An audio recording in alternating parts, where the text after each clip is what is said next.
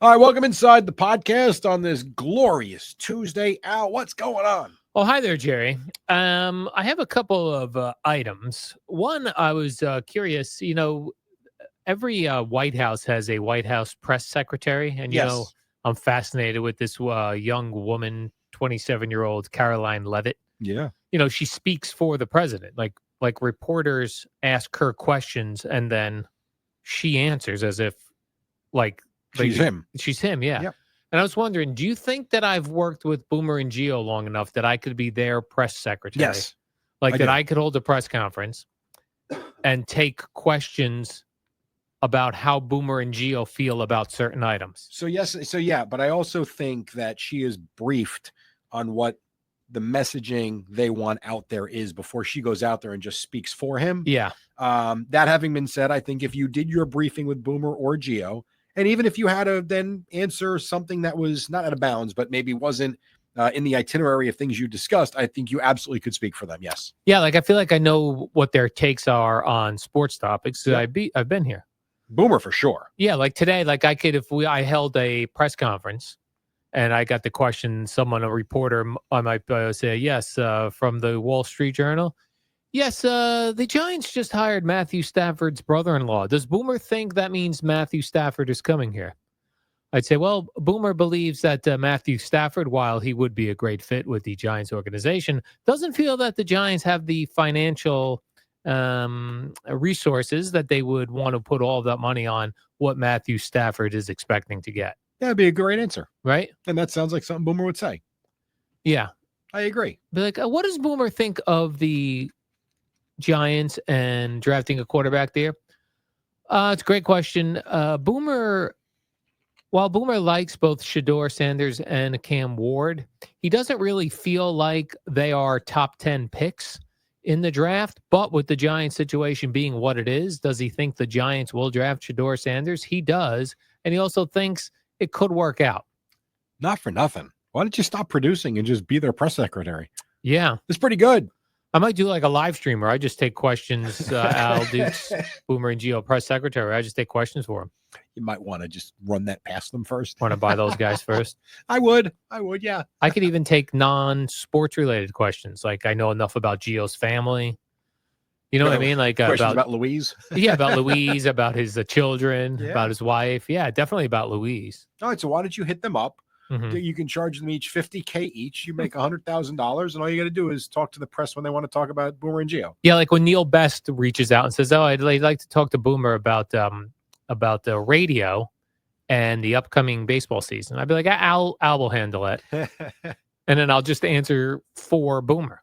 I like your thinking, but I do believe there more goes into it than just knowing the wavelength that they're on. So speaking of that, Jerry, so they've the White House has also offered a seat to podcasters. I don't know if you're aware of that. Yeah, as like the media, that there's a media that they wanted podcasters and new media people to submit applications if you wanted to be in the room in Washington D.C. You put one in. Well, here's the thing. Each of the press conferences, this Caroline Levitt comes out and she gives an update on that, and then she introduces who's in the podcaster seat that day. I like it. So I had Tom Izzo go to work with some AI, and I have what this actually sounds like, Jerry. It sounds like this. And in lighter news, but in exciting news, after announcing our briefing room changes on Wednesday, this White House has received more than 10,000 submissions from individuals across the country who are eager to join all of you. We might have to make this room a little bit bigger to do that, who want to participate in our new media seat at a future briefing. So in this seat today, we have the Al and Jerry podcast. They humbly started by entertaining audiences on Boomer and Geo on WFAN. Mm-hmm. But after 5 years, this program has become one of the most influential podcasts in America. They previously reached #1 on the charts and earned over 25 million downloads as they deliver hard-hitting news like the latest technology in sex robots with a twist of humor. The hosts are Al and Jerry, and they are here for our entertainment. Al Dukes is known to be irritable and very lonely, while Jerry Recco, on the other hand, is known to be irritable and very angry. And with that, Al and Jerry, take it away. That's what Tom Izzo did. That first half is actually her. It sounded like her. Yeah, it is actually her. And then he used AI to Wow. add the other stuff in. That was pretty good. Yeah, so we are lucky enough to be in the White House today, Jerry. We have our seat. I love it. I just got to get up there now. Yeah, that's the problem. You have to go be able to be in Washington, D.C. on a regular basis in order to get a chair. Do they give you any notice? Like if you get picked for the one day, do they tell you on Tuesday you're coming in Friday or next week? Or is it, hey, you're the guy today, get in here in an hour? No, you know what? I bet they schedule it. And then you have to go through all the clearance in order to get into the White House. That makes sense, right? Yeah. Yep. So they had the last one I watched late last week, Sage Steele was in the podcaster seat.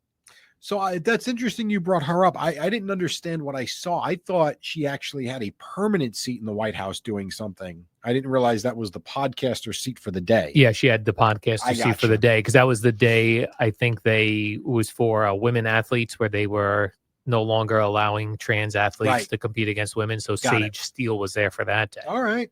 Very exciting. Jerry, I got an email regarding our YouTube, our journey into YouTube. Okay. With some hints and some questions that I think we could learn from this email and explain kind of what we're doing, I guess. Okay.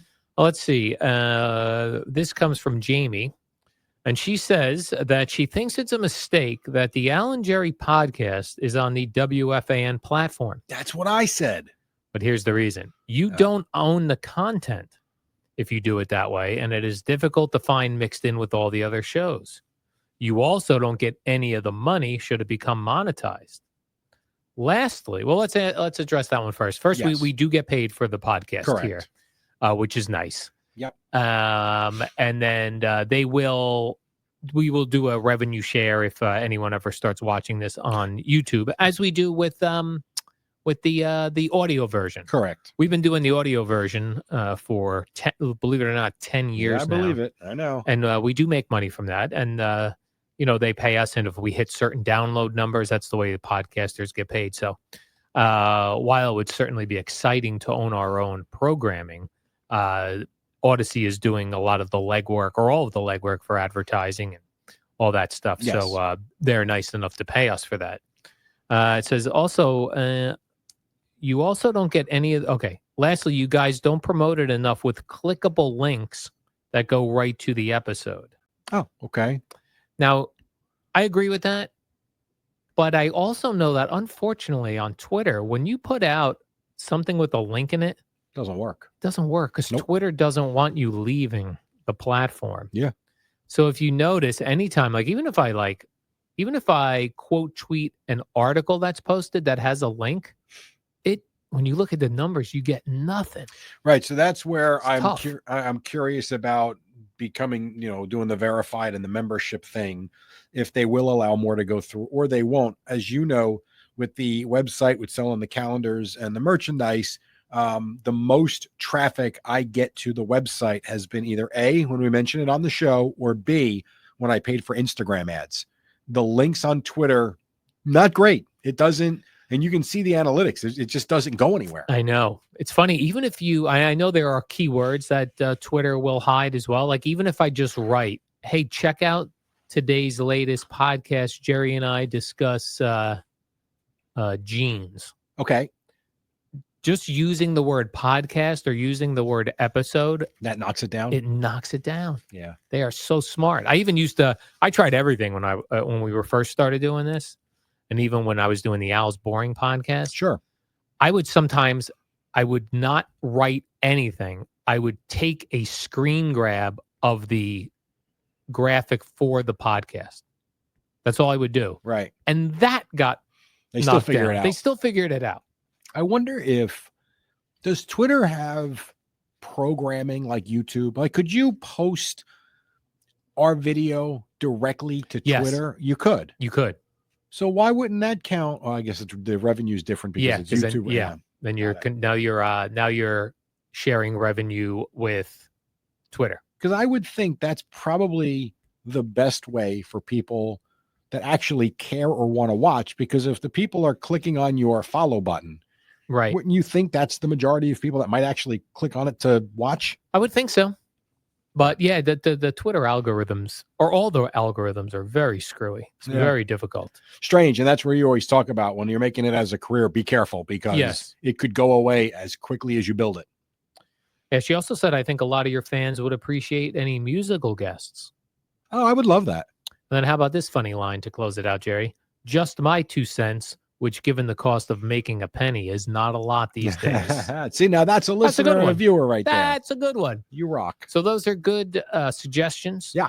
But everyone keeps telling me one day you're going to wake up, you're going to have so many views on what one of you. About that. That's what Gallo told me. I don't know that I buy it. Only from that either. Like, how do I say this? So I have seen certain people at our station, they do get much bigger numbers on YouTube, but my God, they have pumped out so much content that I think it's taken them so long to get there. Yeah. And then other people that you think would have big numbers have nothing, like for years. Yeah, it's very strange.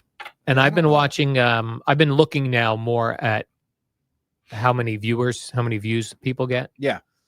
And Jay Moore had a very popular podcast, and he stopped doing it for 5 years, and he just started doing it again, and he's putting it on YouTube also. His YouTube numbers are terrible. Yeah. And he disappeared. I can only think that, if he keeps putting stuff out there, that those numbers will increase. I guess. You know what? There's so much clutter on YouTube now. Yeah. I don't know that that's true. Maybe I'll ask that Caroline Levitt, when I go down to be in the White House. I like it. I'll ask her, what does President Trump think Al and Jerry should do to increase numbers on YouTube? Ask her what Barron says. Barron? Oh, He's the guy.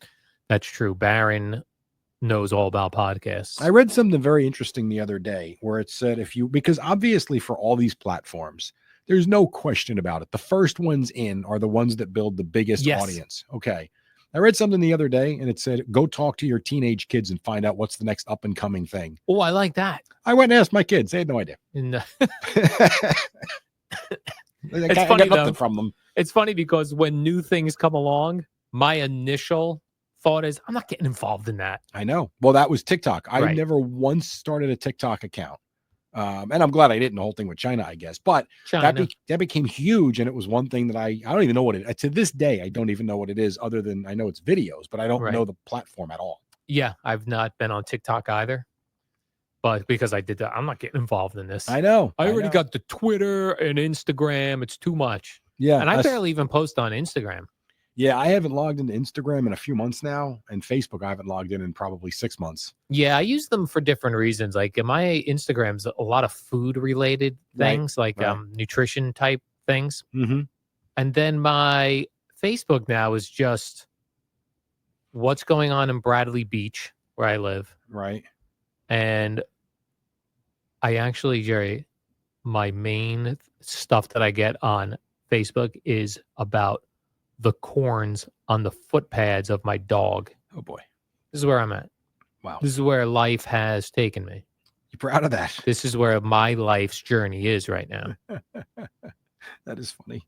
You know, what's interesting too about all the social media stuff is there are certain guys that have these giant followings on one platform. Yes. And then you look at them on another one and it's like nothing. Makes no sense.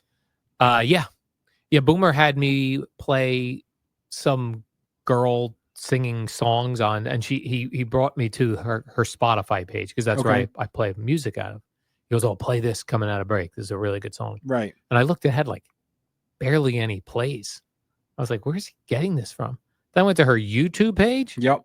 Hundreds of millions of views. It's amazing. But it doesn't translate over. Yeah, there's plenty of people like on that might have a huge YouTube following or a huge Instagram, and then you go to their Twitter and they're active on it. Yep. And it's just nothing. So here's one. This is where I noticed and why I thought it was interesting. Maybe you follow him, maybe you don't. Dr. Eric Berg. I don't know if you follow him at all. I'm familiar with him. I do not follow him though. So he's got on YouTube 13.1 million subscribers. On Twitter, I have more followers. Yeah. He's got 66,000 followers on Twitter. How does that make sense? I don't know. But it also goes to show, and I remember Spike was big on this. It also goes to show that the Twitter audience is so much smaller than we think it is. And I know you can have millions on Twitter and less on YouTube. I get that. But there are these platforms have so many more people in certain cases that some of us think Twitter is the end all be all, and it's not. Right. Yeah. It just seems to be the place where you can post a thought. Oh, for sure. You know. Oh, absolutely. They're all different for different things, like you said. Yeah. I was watching something that came up on my YouTube algorithm was the Rich Eisen show, the video. Yeah. And he had this guy named Spike Feresten. Okay. He was a writer on Seinfeld. Oh, cool. Okay. So this guy wrote like a lot of his ideas were a lot of the very popular Seinfelds. And I couldn't help but think like this all along when people talk about Seinfeld and how funny and Jerry and Larry David, you do forget that they had different writers every year or same writer for a couple years and to come up with the ideas for the topics for the show. But I wonder, like, this guy must hear people talking about how great Seinfeld is, and like he had the soup Nazi was his idea. No kidding. Yeah, the soup Nazi, Elaine's funny dance, like her weird dancing, was his idea. You're talking about two of the most popular Seinfelds. Yeah, and he was talking to Rich Eisen about it. It was really interesting. And he lives in anonymity. Yes, he essentially lives in anonymity. Damn. Like, you wouldn't even believe, like, if someone introduced me to him and they told me this guy wrote all the funny Seinfelds, I was like, no, he didn't. I would first be like, Larry David did. Yeah. And this guy was responsible. Yeah, at least for the initial idea. Right. Right. So he said they would sit around trying to, like, what's going on? And if guys had no ideas, people would sort of kind of help you along. Like, I think Larry said to him, you know, this guy was living in New York City. He's like, well, what's going on in New York City? What's, you know, what are people talking about? He goes, you know, there's this guy where I go for lunch. They call him the soup Nazi because you won't get the soup if you don't order properly. Huh. And they're like, what? You don't get the soup? Because, yeah, the one time I went, I didn't order properly. I didn't get soup. They gave me my money back and threw me out. That's hilarious. And that became one of the funniest Seinfeld episodes. Yeah. I used to drive past that soup place when I was working at WNEW. Okay. And there'd be just a huge line. I never knew it was a real thing. Yeah. And the guy he told the story that the guy would only be open in the winter. That's when people love soup. It must be nice. He would only be open in the winter. When it wasn't winter, he would travel the world looking for great soups. I mean, what a life. That is phenomenal. Yeah, so no wonder he was very serious about his soups. That's what I need, a winter job so that I am off in the summer. Yeah. I know people say that's teaching. Okay, fine. But I mean something that I really want to do. I don't really want to teach, but something I would love to do. That sounds amazing. Yes. How do we do that? Get a winter job somewhere? I don't know. It'd probably be involved in the cold, though, a winter job. Well, that's probably true, too. By the way, I used to pass by the, not the actual diner, but the diner that they used on the show. Tom's Diner. Yeah, that was on my way to Columbia all the time. I would pass that. Kind of cool. I wonder what the inside of that diner looks like, because it's not. Diner. Yeah, it's not the set. No, I walked past it. It doesn't look like what it was, obviously, but it was a long time ago now because I haven't been to Columbia in, I think, 2016 was my last time I was there. Are you also aware, Jerry, that diner, Tom's Diner, is the name of that Suzanne Vega song? That's what it's from. Do do do do do do do do do do do. I know the song. We talked about it the other day. Yeah, it's called Tom's Diner. It's about that diner. Did not know that. Well, you're just dropping knowledge today. That thing is popular, Jerry, and very famous. And by the way, they're closing the summer. No, I'm kidding. That's correct, man. And finally, Jerry, I've been trying to find jeans again. Okay. And so Marshalls. Well, I order. I'm doing this thing where I order jeans online, and then I get them, and I don't like them, and then I return them. But I've noticed they're all very elasticity now. Okay. Like they're stretchy jeans. It's very hard to find actual jeans that aren't stretchy material. Why don't you try M-Cut? What is this now? M-Cut is you can buy jeans or khakis, but they make pants, and you use the app on your phone for them, and it actually gives you the perfect measurements for the type of jeans you want. It's called M-Cut, I believe. I just saw it. Where'd you find that out? I saw it on TV during one of the basketball games. Hmm. I think it's M-Cut. Let's see. Because I tweeted about this today, and people just keep telling me to buy Wranglers. I don't know. I don't think Wranglers are inside. I'd like to be stylish as well, Jerry. You know what I'm saying? Yeah, no, I know. This is Stylish guy. I think this is exactly what you're looking for. It's not M-Cut. What the hell is the name? I promise you, I will find out what it is. All right, or someone will tell us. Yeah, and I think you would like it because you're good with the apps in your phone. Yes. And it says, they actually say that you get a 20% better fit using their app for your body type than you would from a regular tailor. Maybe that's M-Tailor. Maybe that's what it's called. Remember the last time when I bought jeans, which I still wear, and they are very good. I bought jeans based on Bruce Springsteen wears them. Okay. Yeah, M-Tailor. That's what it's called. M-Tailor? M-Tailor. Yeah, you should try this. Okay. I actually think you might like it. Because I bought these jeans. They're called Mott and Bow. Okay.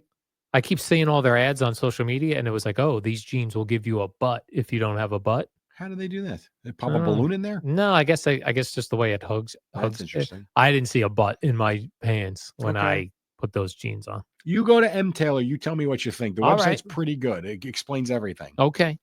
And they have shirts too. I know you're a stickler for the t-shirts. I love a fitted shirt. You can get t-shirts that fit you the way you want them to fit you there. But I feel like I'm doing an endorsement for them. I know. It sounds like a podcast commercial. God. By the way, can we get someone on that? I do think this is a pretty cool website. Yeah. Do. All right, Jerry, let's do the warm-up show. All right. Now, you'll be from home again tomorrow, yeah, because you're still contagious. I guess. I think so. I think that's the game plan. Okay. I hate doing this at home. It's not easy. Not me, Jerry. I'd love it. No, I know. It's just I don't have the ability to do what I like to do. It's just not. Oh, that's true. It's just tough. That's true. I'll let you know, but All I right, guess Jerry. probably. And then we'll see you on the warm-up show. That will start at 5 a.m. So